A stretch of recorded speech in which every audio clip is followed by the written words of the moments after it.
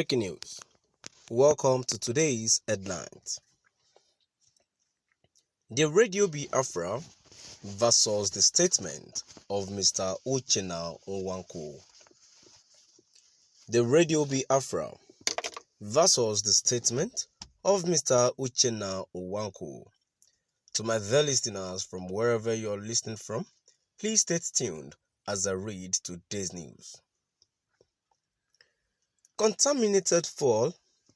Expediency of standing on FCCP's consumer education submission by Isaac Asabo.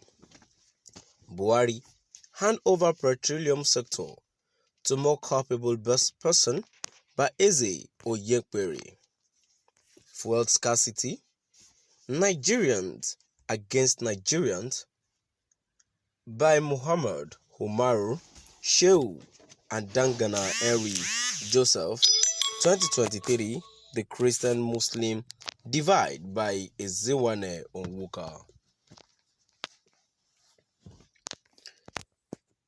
How Kyari and his management team overcame criticism by Adewale Kaide. In spite of the criticism, Mal Mele Kyari never lost courage.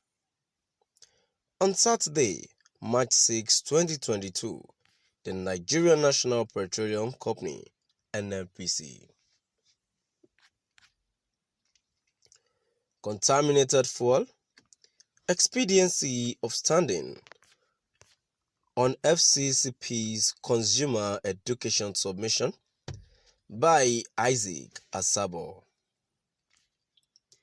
Buhari and over petroleum sector to more capable person by Eze Oyekpere.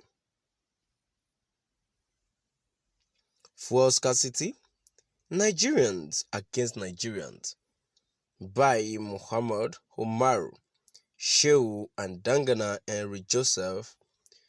2023, the Christian-Muslim divide by Ezewane Onwuka. Fuel scarcity. How Kyari and his management team overcame criticism by Adewale Kaide. In spite of the criticism, Mele Kyari never lost courage. On Saturday, March 6, 2022, the Nigerian National Petroleum Company (NNPC)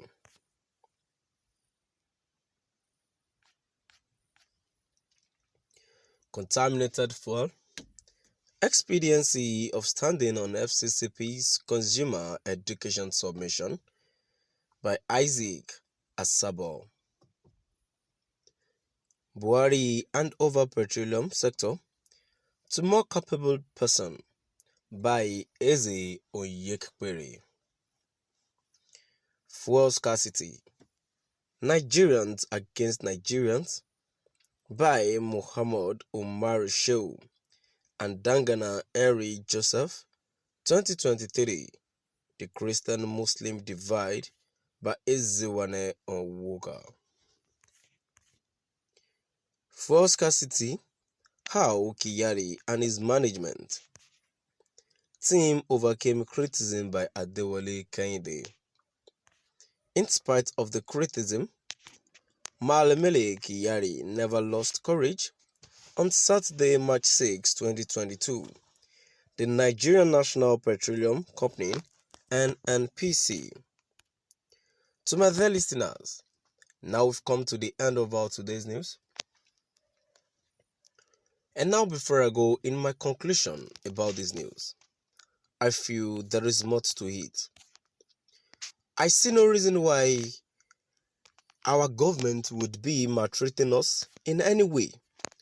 But obviously, they are maltreating us, which is obvious to us all. Because a nation whereby the government cannot dialogue with its own citizens, I think that country should be shut down. The federal government is just has too much of pride to think of dialoguing with our own citizens and everything, which I feel it is very wrong, and in no way at all. The federal government should think of negotiating. There are many things, obviously, which the federal government should tackle. We have insecurity. So, inside the insecurity, amidst the insecurity saga, petroleum distance too came in. The petroleum subsidy, fuel subsidy came in. How do they want the ones that do not have? How do they want them to survive? People that do not know the way out, people that do not know how to survive, people that do not know how to take care of the family, how to take the responsibility of the family. How do they want them to survive? Things are too cost. Many things are too cost.